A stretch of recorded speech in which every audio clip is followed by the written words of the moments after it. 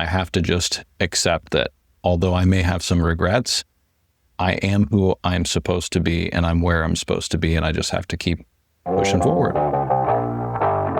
Welcome to the Fiscal Foxhole, the podcast proving you don't need a degree in finance, just some grit, a game plan, and maybe a sense of humor. Your hosts are retired Army veteran Rob Moore and retired Marine veteran Omen and Rob. Together, they'll help you dodge financial landmines, call in the air support on your savings, and laugh at the ridiculous money mistakes we've all made. If you can survive mandatory fund days, you can survive personal finance. Welcome to the Foxhole. Welcome to the Foxhole. I am Omen Qualvog, and here in the Foxhole, we are trying not to sound like the NPR ladies off of Saturday Night Live. Here to help me do that is my battle buddy, Rob Moore. I'm going to do my best to not treat this like an NPR show.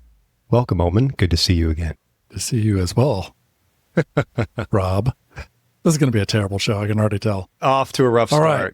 Rob, I am excited today. Do you know why? What's up? We have our first guest to the Foxhole. Wait, someone's coming to the Foxhole? Yeah, today. Bro, man, you got to give me a warning about this stuff. I got to clean. There's stuff everywhere. Hold on. I got to start cleaning this up. Hold on. I got to. Rob, most of this stuff is yours. No. I told you to put this away. I'm more prepared for... Excuse me. Watch your feet. Watch your feet. Rob, you've got to be more prepared. Oh, sorry. I'm sorry. Okay. Rob, he's Army. He does not even care. He doesn't even care. I guarantee you. He does not care about the state of our foxhole. Yes. Us in the Army do care about, we like a nice, tidy foxhole. So I think he'll be impressed. Honored to have him in the foxhole with us. Speaking of, let's spoil it. Go ahead. Who's coming? Well, we've got Brandon Lovingier. Who else would we have coming out of the Army? And just such a fantastic guy. Excited to have him on the podcast with us today, just to share his experience with us about his 20 years in the Army and maybe some things that he would change. Specifically with his article he wrote, Is 20 Years in the Military Worth It? Looking forward to it. Right on. No one better than the Enlisted Money Guy to stop by and join us. Absolutely. Well, before we get into that, let's get into this week's headline. This week's headline comes from CNBC, written by Jessica Dickler. Education Department opens FAFSA. Easy for you to say. I can never say this word. Better try it. Why don't you you talk, and then anytime you have to say FAFSA, I'll just drop it in. How about that? Let's do that. All right. Okay. FAFSA ahead of schedule. It's a huge win for college-bound students, these experts say. So, Rob, why would the Education Department opening the FAFSA, why would that be such a huge win? Yeah, it is a win, and it's notable because it aligns with the federal government and the Department of Education, their recent efforts to try to streamline the FAFSA, trying to get more people involved, and make it easier for people to apply. I think that's one of the biggest gripes about it in the past is new parents and new students open this thing up and it's like, what am I doing? Is this for me? Is it for the kid? It seems a little convoluted and confusing. So I think this just aligns with their effort to make it easier. Yeah, 100%, Rob. And, I don't know if you can remember, it was only a year or two ago when the Education Department was late. They went through this entire revamp of the FAFSA. This is really going to be awesome. We are professionals. It's going to be a great episode. Professional, right here. Professional. Yeah. They went through this entire revamp and then they released it like in December, late December. And so huge uproar. And that particular year, there was a massive reduction in the number of people who actually applied for federal student aid. And so by releasing it now in October, and in fact, as we record here, it was actually released a couple of weeks ago. This is encouraging for parents to be able to start with their children applying for student aid earlier, particularly for those things that are first come, first serve. Yeah, well said. And before we dive too much into some of the details we want to talk about, I think it's important just to back up and get the bigger picture of what it is, what the FAFSA is. And by the way, I'm going to say FAFSA a bunch of times while I talk, just to kind of rub it in a little bit. But it stands for the free application for federal student aid, or for FAFSA, it'd be the free application for student federal aid. Anyway, so it's basically the kind of the portal to access eligibility, or I should say determine your eligibility for any type of student grant, loan, parent loan, or anything like that. That's how the federal government looks at your assets and your income between the student and the parent and decides what you are financially eligible for or what your financial need may be. Also notable here was the number that used to be called the expected family contribution, or the FC, is now called the Student Aid Index, the SAI. So just new terms that you should be familiar with as you fill out the FAFSA. There are some other notable changes. That's a good one. So if you've done this before, just be aware that that's the same thing with a new name.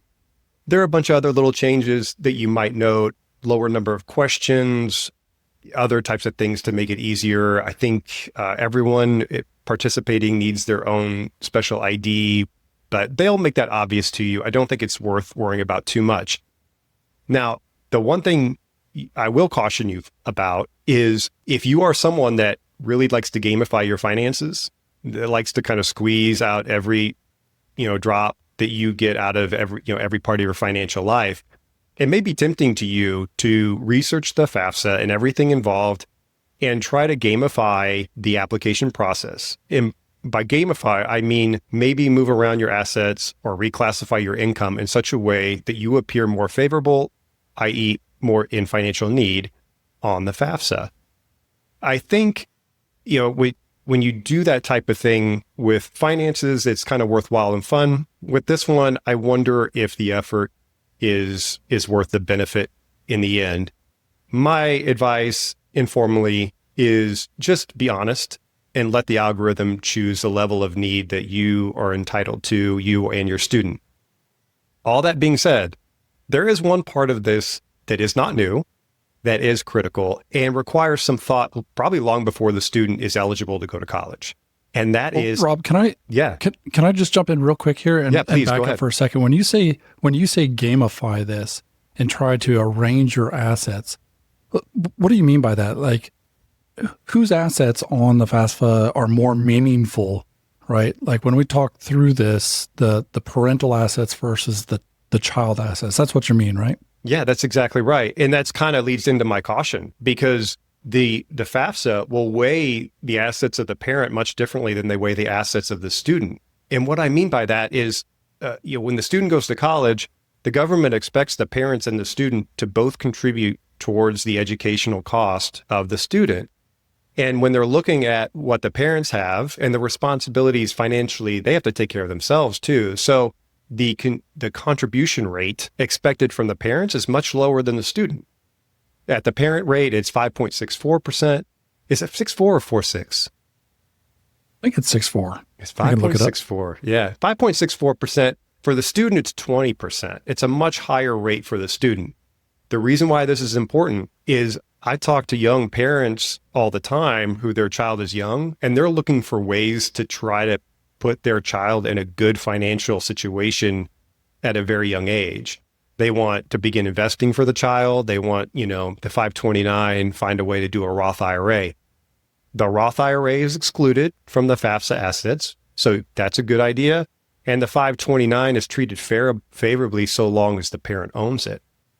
However, if you're putting money in your child's name for a savings account, a brokerage account, any type of taxable account, the FAFSA will view those assets as a much higher contribution rate for the education. So you might be doing a good thing for your kid, but you might be kind of, knocking yourself out of some eligibility you would have experienced otherwise. I've written an article about how to give to your kids, and sometimes it's just easier. Hold on to it, maybe give it to them later when a worthwhile, something worthwhile arises in the future. I mean, you just think about yourself as an 18, 19, 20-year-old.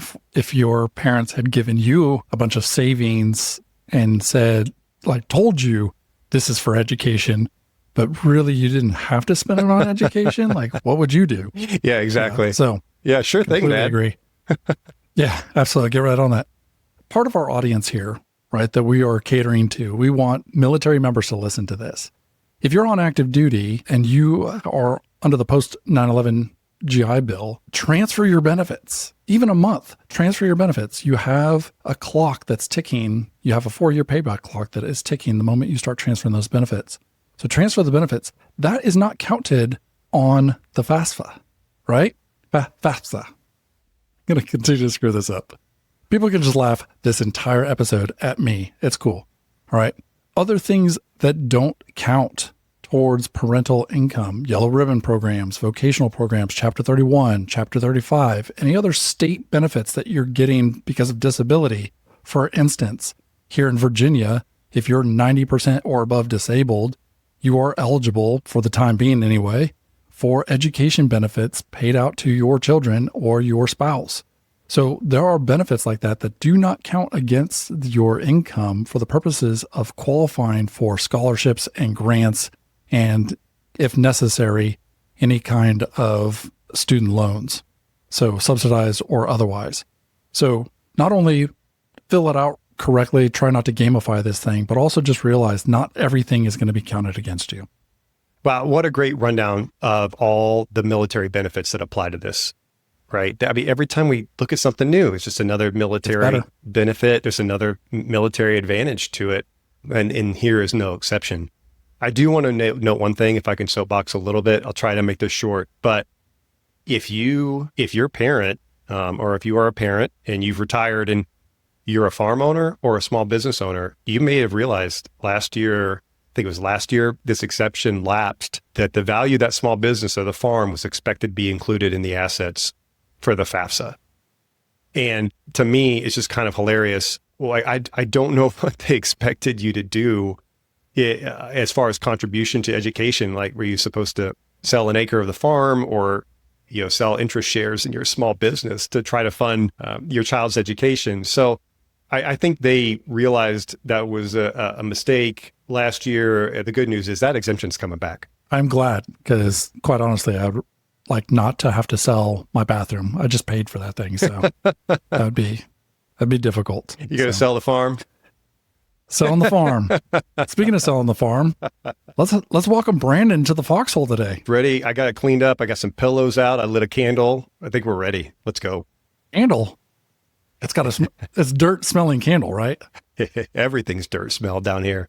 All right. I'm going to go haze myself over the FAFSA, and then we're going to invite Brandon down to the foxhole. I'm going to take a moment to welcome Brandon Lovingier to the foxhole. Brandon, welcome. Thanks for having me, guys. I have to say that, number one, you are the first guest in the foxhole. So, and Rob and I earlier, we went to a lot of work to clean things up. What do you think? Yeah, no, I'm honored that I'm the first guest. I didn't actually know that until now. So yeah, I don't know what I did to be so lucky. Well, really, you are the first guinea pig vice guest. So we'll see if we have any other guests after we have this episode. So, but welcome. Can you tell people a little bit about yourself? Who you are, where and kind of where you came from? Yeah, so my name is Brandon, and I have spent 20 years in the Army, and basically at the beginning, didn't know anything about money, sucked with money, dug myself a big hole of debt, and eventually kind of found myself in a stinky tent in Afghanistan, wondering what on earth I was doing with all of this stuff, and decided to get everything straight, and then eventually just kind of led me to learning more and then helping soldiers and then wanting to learn more. And then next thing you know, I'm got my own blog, I'm doing paraplanning, and kind of created my own second career here that I'm going to transition to here in the next few months. Stinky tents and Afghanistan. I do think there's now a generation behind us who has not gotten a chance to experience stinky tents in Afghanistan, but they're missing out for sure. Oh yeah, the smell of foot sweat and shattered dreams is definitely something to behold. I would like to add on, if you're a listener and you follow military finance, we'll get into Brandon's business here later on at the end of the interview, but he is known as the Enlisted Money Guy. So if you're on social media and you found that page, Brandon Lovinger is the Enlisted Money Guy. Yeah, nobody else wanted to do it, so I had to jump in. Glad you did jump in. And speaking of that, because you jumped in, you do some writing. You do a lot of writing, actually. And recently you wrote an article called "Is 20 Years in the Military Worth It?" And so for the next few minutes, we're hoping to kind of dig into that article and just get your thoughts across what it means to even ask that question, is 20 years in the military worth it? When you wrote that article, what kind of pushed you to tackle this topic right now? In all honesty, I was on my website looking at analytics, and I saw that the number one question that landed people on my website was, is it worth it to do 20 years in the military? And I was like, I don't even have an article that covers that specifically. So I was like, well, I guess I should probably work on that, and then kind of set it aside. And then as I'm retiring and younger soldiers are asking me, like, so is it worth it? I was like, okay, I guess I probably need to tackle this question. And so that's really the nexus for the article, is just, okay, well, people want to know, and I probably should face that too, of like, well, is it really worth it? Because I've struggled with that over the years. I kind of sold myself into staying in the Army longer and a little bit longer, and then next thing you know, you're at 20 years. So there's definitely a lot that goes into that. And yeah, you always, I think, kind of have that in the back of your mind of like, what, is it really worth it? Is it going to be worth it? Yeah. So I kind of tried to lay that out and spell out kind of my journey and how I ended up at 20 in the first place. It sounds like you created the Enlisted Money Guy platform before you had wrestled with this question. Is that correct?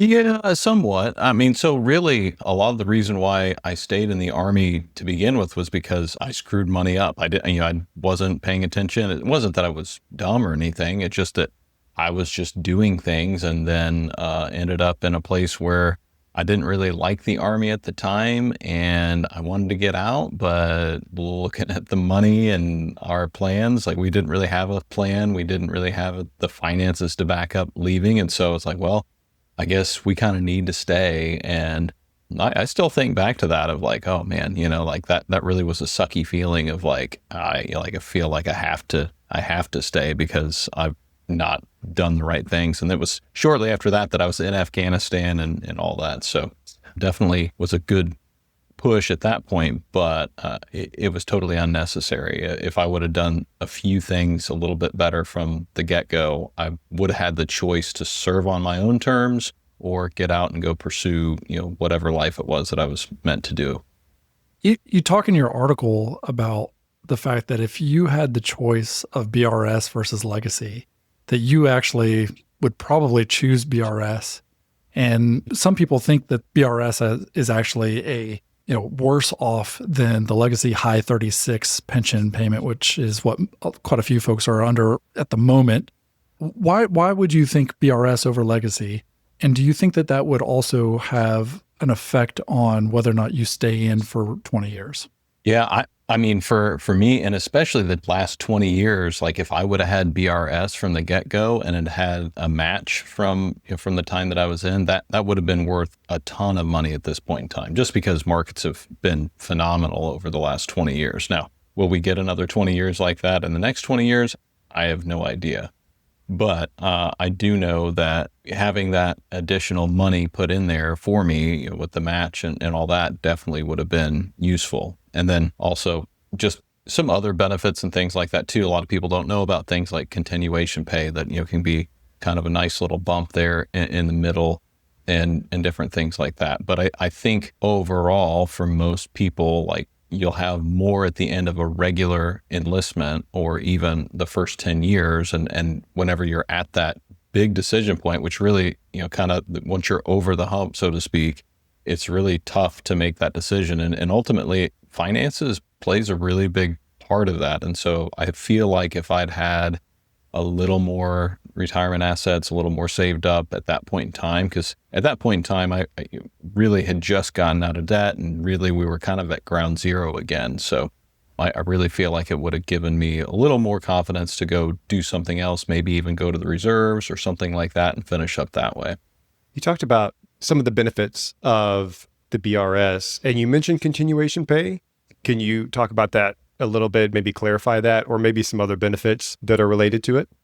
Yeah. I talk about continuation pay a lot. I've got a couple articles on my website about it as well, but it's really just, it's a mid-career bonus for blended retirement system service members. And this is not, it's enlisted and officers. And basically you kind of have to split it into, one, what the law allows, and two, what the services allow. So it is service specific within the broader DoD guidelines. So for the majority of services, your final cutoff for getting continuation pay is at the 12-year mark. Now, the Army's changing things up, and so this coming year, it's actually going to be sooner is when you'll have the cutoff. And then there's some services like the Marines where it's like literally take it or leave it at 12 years. But that can change. The individual branches can change it. But in short, it's a minimum of 2.5 times your monthly base pay for active duty, and a minimum of 0.5 times your monthly active duty base pay for reserves and National Guard. Now that can go all the way up to, I can't remember off the top of my head. So I think it's 11 or 13 times monthly base pay. So have to probably look that up. But either way, once again, you've got to look at that each year because they send it out each year. But that's another basically mid-career bonus. You could invest that, and that would be even more money that you can have at the end of your career. So just another nice little perk. What have you found the most frustrating, not only about continuation pay, but also just about BRS and service members taking advantage of what is available to them in BRS? Yeah, I think the biggest thing is just there's so many myths out there and a lot of uninformed leaders, and also just misinformation in general. So like the continuation pay, a lot of people go, oh, I think isn't that like the old Redux, or it's gonna make it to where you don't have a pension anymore or something. I get more and more angry every time somebody goes, oh yeah, the BRS said that took away the pension. It's like, no, that's not true. Like you still have a pension. Like it's just a different multiplier, but there's some other benefits like getting a TSP match and continuation pay that could be an outsized benefit for many service members, in my opinion. I think there's some leftover scar tissue and suspicion for what was the Omen. So, or Brandon, you probably remember, what was the old kind of mid-career bonus? Was it called the mid-career bonus? No, it was a career, there was like career status. It was like a terrible deal. Yeah, career status program Redux is what it was. But yeah, it was not good. Yeah, and what ended up happening is we had, at least in my experience, had some people that took it that really should have retired much sooner and were staying just so that they could get a higher multiplier, and just trying to just ride it out to get it wasn't great. Yeah. So that's, I'm trying to like forget that program ever existed, because it wasn't good for service members. It wasn't a good deal. And I think overall it did way more harm than good. I don't think it helped us retain quality service members, in my opinion. No, not at all. Yeah, but the suspicion remains, right? That it's like, is this really a good deal here? And a lot of things they're doing now, to your point, they're doing some really good stuff. So turning to the pension side, in your article, you did the math, and let me look at this, I got to read it. For the $3,200 benefit a month over the lifetime, you valued at over $1.4 million. I mean, can you kind of talk about how you came up with those numbers, how others might try to do that on their own, or how they can figure out what their pension might be worth?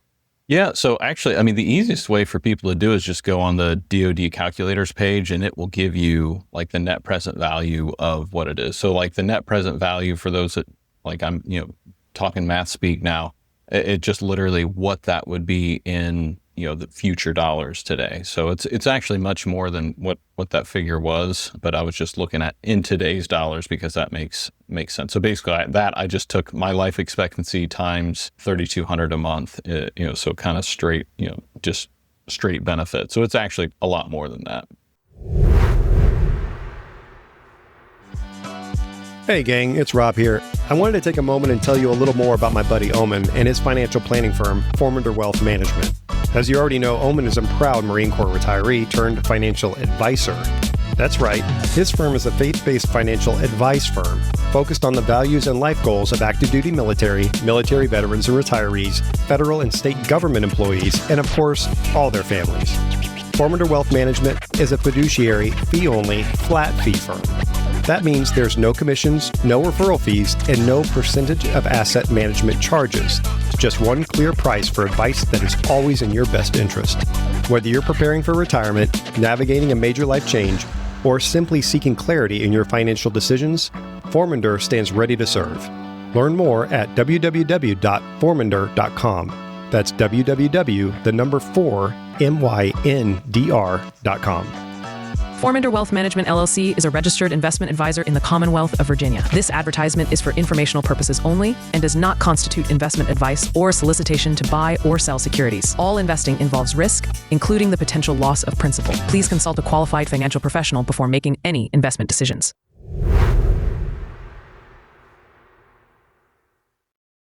We spent a little bit of time right now talking about the benefits of not only the legacy pension system, but also of the new BRS system and kind of the dollars and cents of that itself.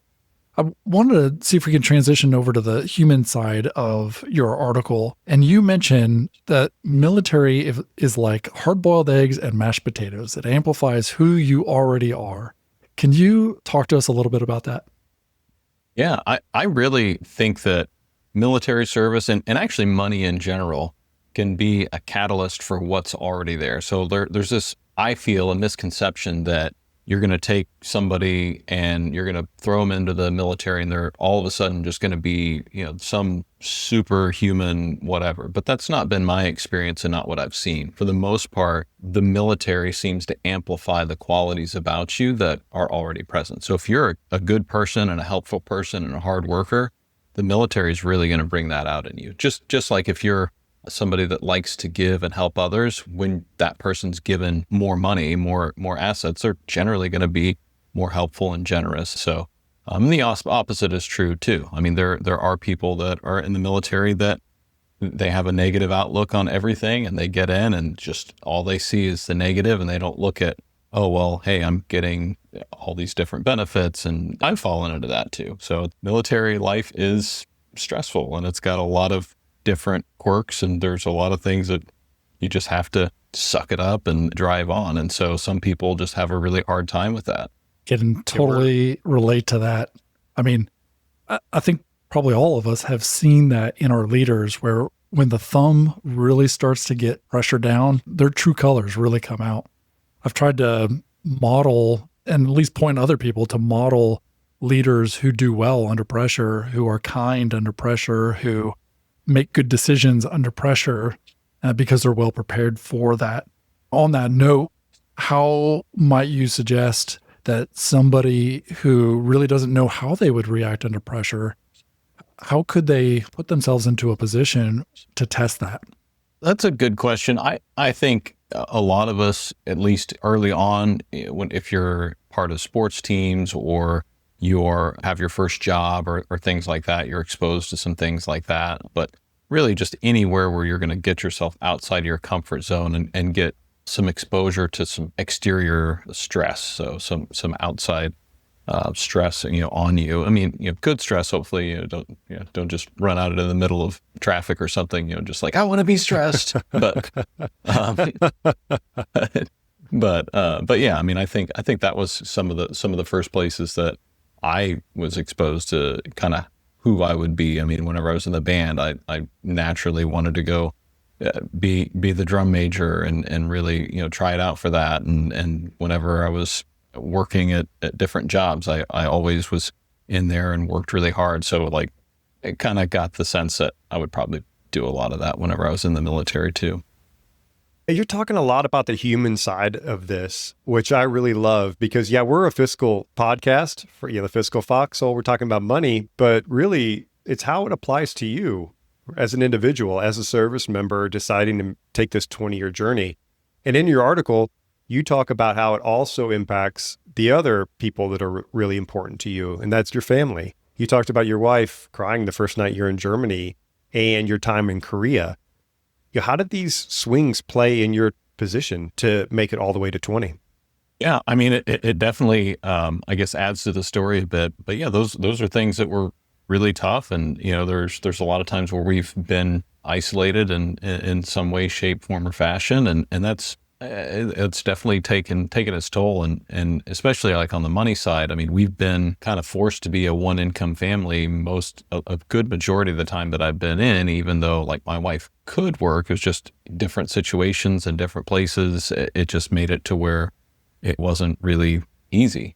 Yeah. And so that's, I mean, I kind of use the net decision framework, with numbers, emotions, and time, to kind of look at like all these things and how they mesh. And so that is a big component of it, is like, how is this going to feel? And, what life do we want to, ultimately live in the future? And in the beginning, we really weren't that forward looking because, well, you're just going from moment to moment. I mean, I came in, I didn't know it at the time, but I came in and was immediately part of the surge, and was deployed for 15 months and then came back and then immediately PCS'd and was TDY all over the place, and then Germany, then deployment, and just this back and forth. We've pretty much just ping pong back and forth between overseas and stateside multiple times. But with that, I mean, we've definitely gotten to see a lot of really cool stuff and experience things that we wouldn't have voluntarily done, but has ended up working out really, really well.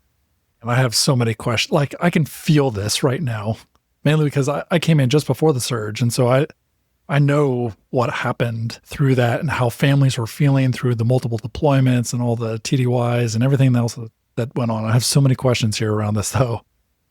You were so honest about how the military affected you, not only your family and your money, but also just kind of your mental state as well. Like, we joke around about take ibuprofen and change your socks and you'll be good, right? That's, we laugh, right? But that's literally what life is like. You stated though that you started going to therapy. Mm-hmm. What kind of shifted your mindset to kind of get over the stigma that's associated with that?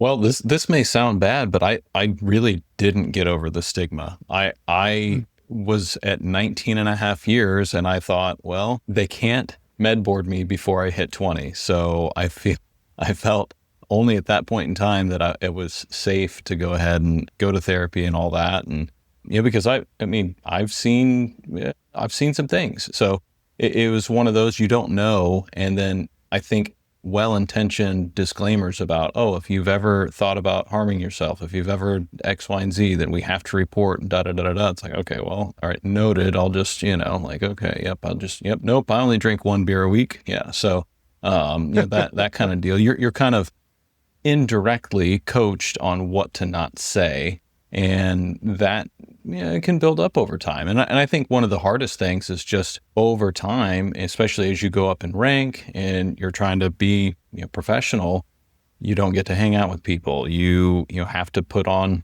the mask or whatever. I'm not saying like being fake, but definitely polish what I'm going to say. I'm not going to curse in front of the Joes. I'm not going to do this. I'm not going to hang out with anybody that's subordinate or superior to me outside of work. And so it's like you get pretty isolated, and then you throw that on top of you don't get to do a lot of the stuff that you normally would.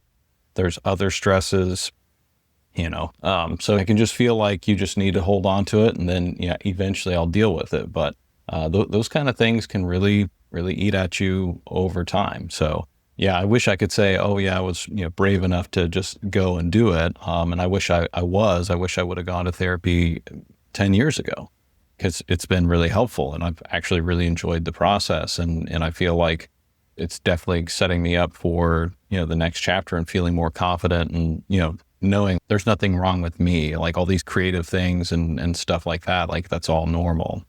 And some of the dark thoughts and things like that, that's also not abnormal.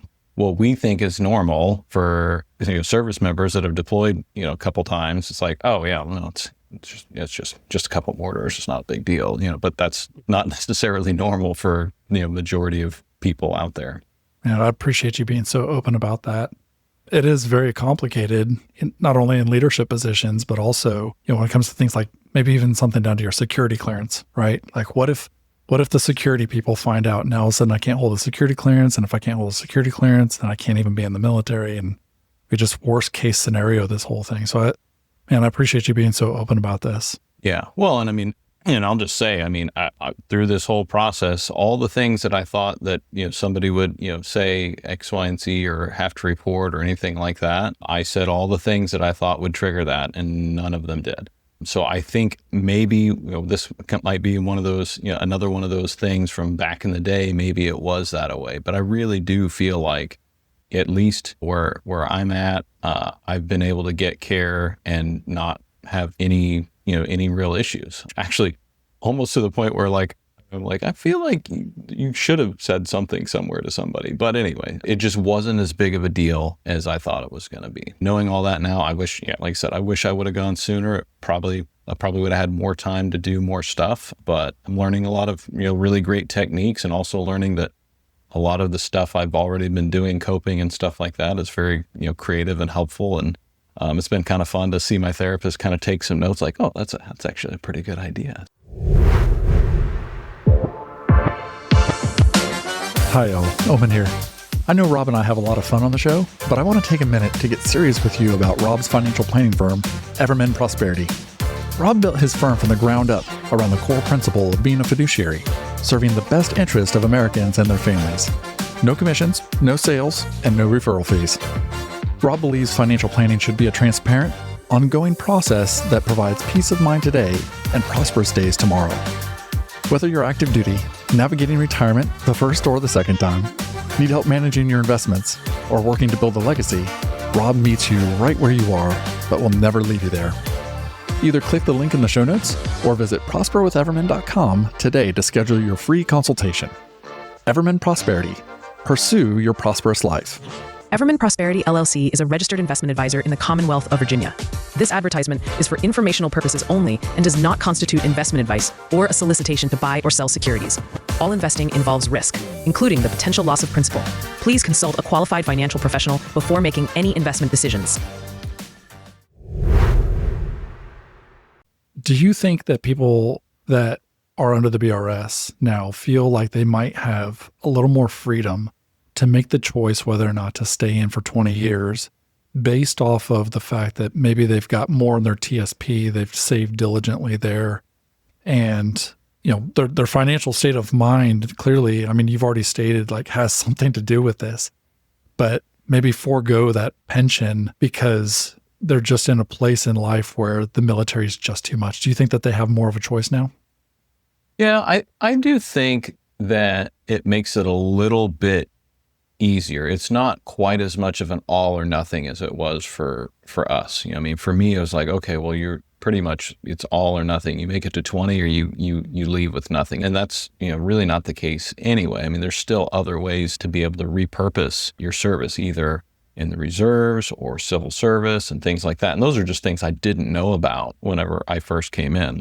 I remember reading some of Doug Norman's work on don't gut it out to 20. And I was like, I'd already become in-depth at that point. It was like, oh gosh, I wish I would have read this 3 or 4 years ago. But just knowing okay, you can buy back your time and go work in a GS position, or you can do any number of things. But also too, with having that match and doing all those things, and then knowing it's not quite as big of a pension compared to what I could invest in outside, I think it would have been a lot easier. I don't think the huge amount of pressure that I felt is quite the same as it would be for somebody that's BRS, and definitely not for somebody that has, is coming in and immediately putting 5% into the TSP and getting, a match and all that. I didn't put anything in the TSP when I came in. The only thing I remember from that briefing at Basic was, we're going to take this money out of your check and you can't see it until you're 60. I was like, bro,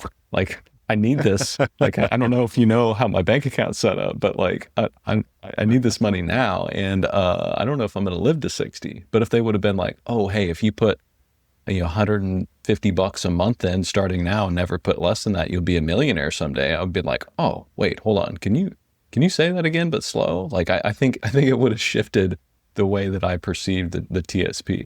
So we're drifting back towards the finance side of this. You've done a wonderful job of capturing, I think, what we call personal finance. And that's the holistic view of you as a person and how this really affects you emotionally. The decisions affect you emotionally. The trade-off. And what did you say? What was the net decision that you used? Numbers, emotions, and time. So so that's kind I of, love that. that's the way I like to think about stuff. So that came out of trying to boil down things for the book. Actually, it was like, how do I explain this in the most simple way possible to PFC Lovinger?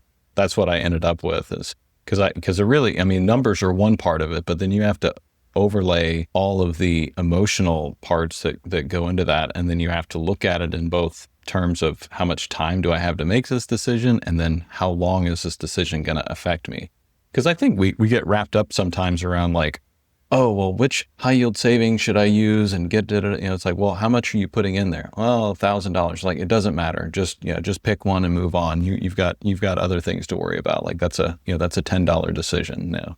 Once you have more in there, then we'll come back to that. But right now we need to figure out how to get more into your savings to start. So that's kind of one of my little things. Sticking with the number side of things, you talked about the salary side of this decision, how your Army salary might feel capped. Yeah, there are promotions and increases in pay, but you kind of had this general feeling of it capped versus that pull from the private sector as a civilian of feeling more of an uncapped. Can you talk about that draw, how it played into your decision to not follow the siren song, as it were? Yeah. I think, especially early on in my career, I didn't have a ton of confidence in my earning ability. I came from, middle of nowhere, Missouri, and $10 an hour seemed like a lot of money to me at that point in time.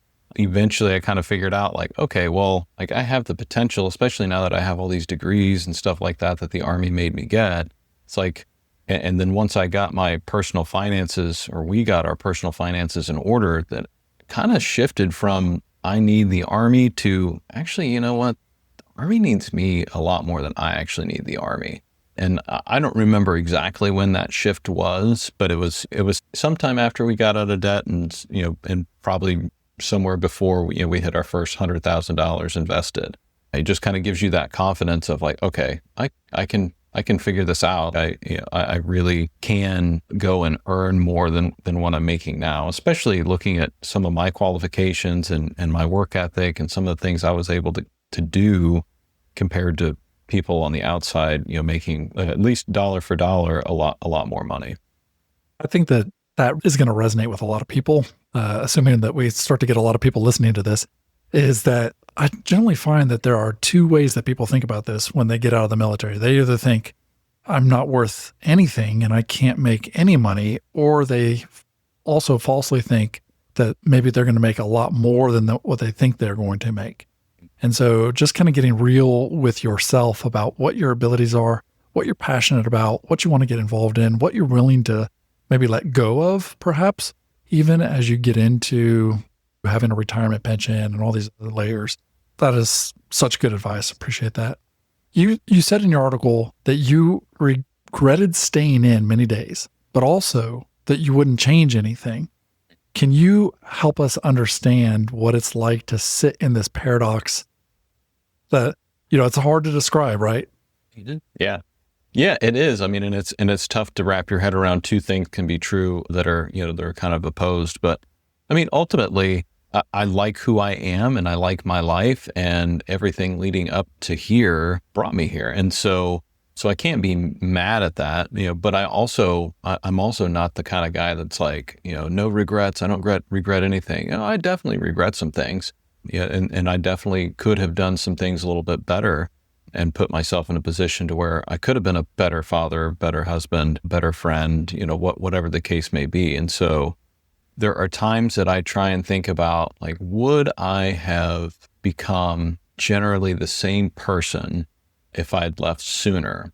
And I think that is true. I do think that, kind of back to what we were talking about earlier of like, are you an egg or a potato? Like, or, how are you going to react to situations? And I feel like I've got a lot of resilience. I've got a lot of hard work ethic, but I think I also balance that with a good dose of humility as well. And I understand that there's a lot that I don't know. I learn something new every single day, but I also know that there are certain areas that I know more than your average bear about, and I can take that knowledge and share and help other people out. So It is tough because it's like, yeah, I think I'm really going to be happy that I stayed once I see that pension check come in every month and see, the medical bills, still get those, what do they call it? The explanation of benefits that comes in the mail, like, oh, yep, yeah, the doctor charged this, the TRICARE accepted this much, and you owe nothing. Like those, I don't think those will ever get old.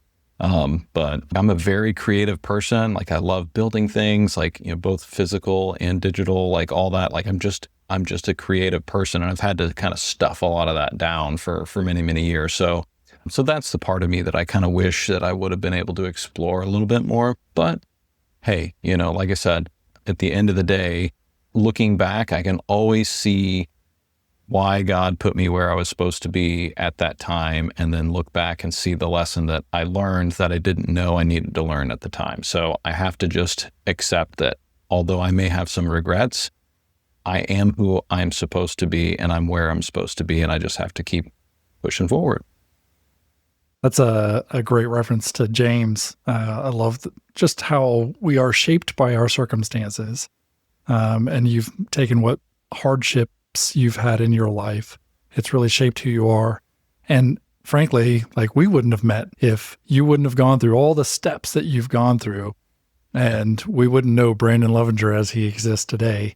And just what a great guy you are if you would not have gone through all of these hardships. Yeah, no, I really appreciate that. And that's definitely very true.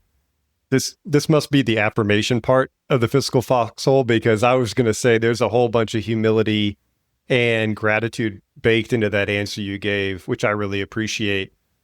So that's obviously giving you a lot of wisdom over the years that you've imparted with as the Enlisted Money Guy, but really focusing on your time in the service, and then all the listeners here, the service members that are within that 10-year, 11-year, that 12-year, that really important time to make this decision. I'll ask you for three, but what do you think are the most important parts? You've said a lot, but what are the most important things that they need to consider when they're trying to make this decision? So I had a conversation the other day with a fairly young officer, and they were trying to make a career decision. And the thing I come back to is a lot of times we don't know what the right thing is at the time because we don't have all the answers.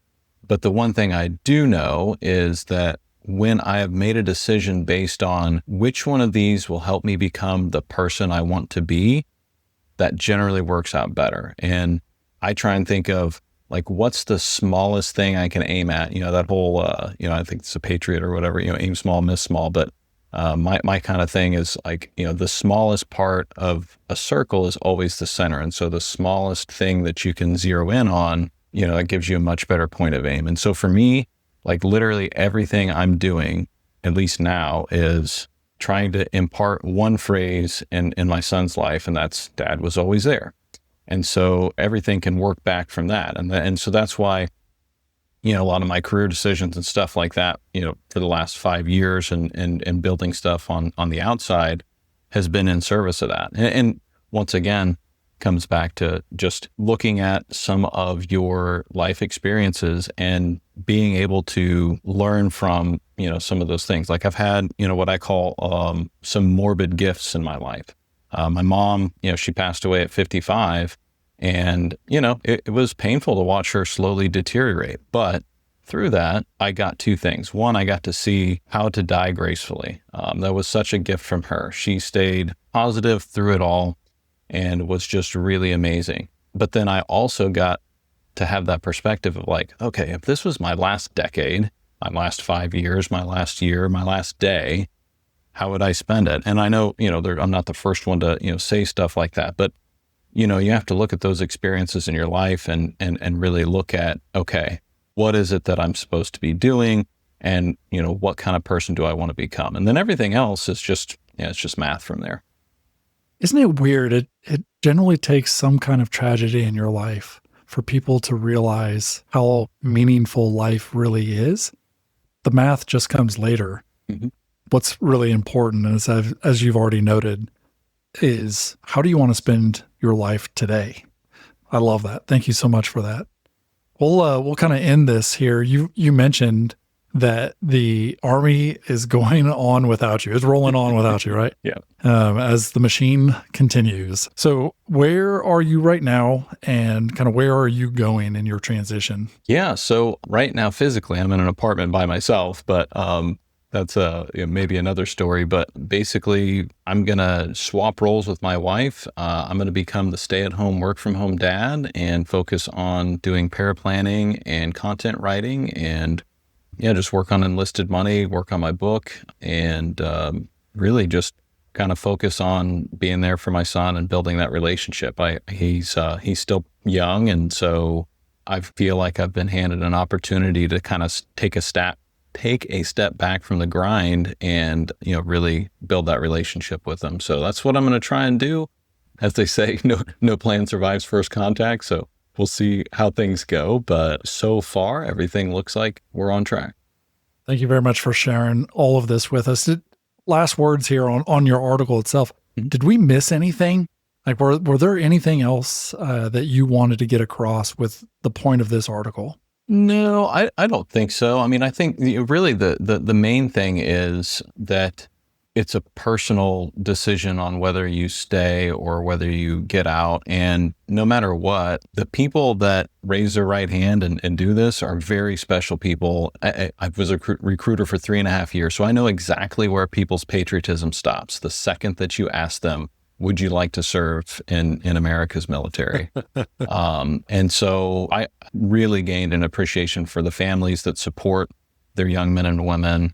And I think anybody that does that and takes that lifestyle, because it's a lifestyle choice, they should make the most of it, and they should get the most out of it, so then they can choose to serve on their terms or leave on their terms. But I think that if you do it poorly, you will take that choice off the table. But if you take care of your finances from day one, you will always maintain that choice to be able to choose what your freedom looks like. So much power in that, for sure.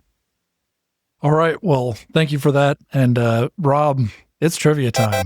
Nice. Hey, Brandon, you're going to be, you're playing for me today, buddy. Okay. We're tied 0-0. Omen and I, we've stumped each other the last 2 episodes. So I need some help, man. Okay. The thing I failed to realize here is that I'm outnumbered 2-1. So I did come up with a question somewhat related to what you do or what you did, Brandon. So it has nothing to do with finance. Okay. Our trivia here is multiple choice. We actually don't try to completely stump each other. So this is not a completely off the wall question, but we're only playing for pride at the moment. We don't even have a trophy. Eventually, I think we'll have a trophy, or I don't know, food or something. I don't know. We'll figure it out. Sounds like a plan. But you are Rob today. You ready for this? Okay. All right. Yeah, I'm channeling Rob vibes. So feeling stronger already. Be down. Yeah, you might want to get rid of your Rob vibes. He didn't answer the last question. Oh, okay. All right. Channel Brandon vibes. Okay, Brandon vibes back in. Yeah. Here we go. Over the past few years, what approximate percentage of new soldiers leave before completing their first enlistment contract? So these are folks that attrit before they are even done with their first contract. But this is recruiter Brandon. I'm gonna say. Hang on, I got some answers for you. Yeah, okay. So you don't have to completely guess. Okay, all right, cool. So, hey Brandon, do you have anything to write with? Because I'm curious if you're gonna nail this. Yeah, we'll go in the honor system. Tell us how close you were with whatever your guess was. Oh, okay. You want me to write it? Oh, yeah. I'm typing it in right now. Is it approximately 10%, 20%, 30%, or 40%? Okay, attrit before their first contract. So the number that I wrote down was 37%. So I'm going to go with 40. You are incorrect, but you were close. Had you rounded down, so it is 30%. Again, this is all off the internet, so it could be completely wrong. I have no idea, but upwards of 30%, which is pretty unbelievable. And this is Army soldiers. So this has nothing to do with the rest of the service. It's just the Army. I just wanted to point that out because the Marine Corps does not seem to have this problem. It's only around 18% attrit before their first contract. So just wanted to make sure I throw that out there for you. Yeah, yeah, right. Yeah, just get that dig. Yeah. Well, I mean, when you only need like 3 people a year, I mean, like Also, hey, congratulations, Brandon. We were in the Army, which means we were part of the service, the branch that had all the wisdom that you just dished out to know after their first enlistment. Hey, I can buy back my time. I can go, my salary's uncapped, and they went and sought the value of life outside of the Army, right? yeah, we'll go with that. I'll give you that. I mean, the Marine Corps, they just literally slid a piece of paper and gave me a crayon and said, just sign an X here. Yeah. So yeah, that's what I did. Yeah. Do you want to be awesome? Yes or no?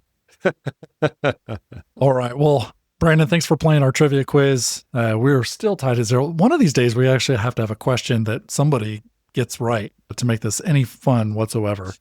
I think we're going to drift into eventually having 2 multiple choice answers, and both of them are going to have to be sort of correct to get a point. True, false, 50-50. Yeah. We're going to have to increase the chances here. Yeah. Series of true false. Yeah, 3 true false. Yeah. So, well, that's going to wrap it up for today's episode of the Fiscal Foxhole. We sure appreciate you hanging out with us. And Brandon, we appreciate you being with us here today for our very first guest on the show. What we didn't talk about was who's going to take the first shift of Firewatch here tonight on the Foxhole. But before we get into that, that's fine. I'll take first shift. Somebody else can have the 303 shift. 2 Army guys did nose goes real quick. Yeah. Dang it. That's fine. I'm not taking 03. So, hey, before we let you go, though, we want to ask you to just tell everybody where they can find you. I mean, the easiest place to find me is just enlistedmoney.com. And yeah, that's pretty much where I put everything. My newsletter is probably where I publish the most. Every payday I send out a newsletter, and yeah, it'll be where you can keep up with whatever it is I'm doing at the moment. Assuming that's military payday. Yeah, the 1st and the 15th. Nice. Yeah, so brilliant. And where can they find you on social media? I'm probably most active on Instagram and LinkedIn. So Instagram is just at Enlisted Money Guy. And then Instagram, I think it's literally just /Brandon Lovingier. So if you spell my last name right, Lovingier, I'm surprisingly Googleable. Be sure to put all that in the show notes so people can find you just in case they can't spell your last name. But we do appreciate that you are here today. And we hope everybody here has taken some useful gouge away from Brandon and our chat here with him today. Rob, what are our takeaways? Yeah, Brandon brought up a lot of really good points today, and it's hard to distill it down to 3 main takeaways, but I'm going to do my best. Takeaway number 1, the pension is powerful, but not the whole picture. Yes, 20 years brings a lifetime paycheck in healthcare, but the real math only makes sense if you factor in personal goals, opportunity costs, and family needs. The pension is meaningful and powerful, but it's not a one-size-fits-all answer. Takeaway 2, the human cost of 20 years is real. The military gives responsibility, pride, and lifelong camaraderie, but it also brings physical wear, mental strain, and family challenges. You don't just earn a pension, you pay for it with years of service, health, and sacrifice. And our final takeaway, empowerment comes from having options. Brandon's story shows the best career decisions come when your finances are squared away. Whether you stay or go, financial readiness gives you the freedom to choose on your own terms. We'd love to hear from you. If you have questions you'd like answered on the show, please send us a note to fiscalfoxhole@gmail.com.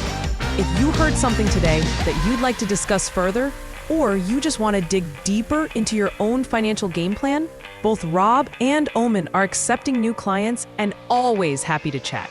You'll find the links to their websites or to book appointments in the show notes. Rob Moore and Omen Quelvog are both registered investment advisor representatives. This podcast is for educational and entertainment purposes only. While they are both advisors, they are not your advisors. Therefore, nothing you hear on Fiscal Foxhole should be taken as specific investment, legal, or tax advice. For guidance tailored to your situation, please consult a qualified professional who understands your individual circumstances.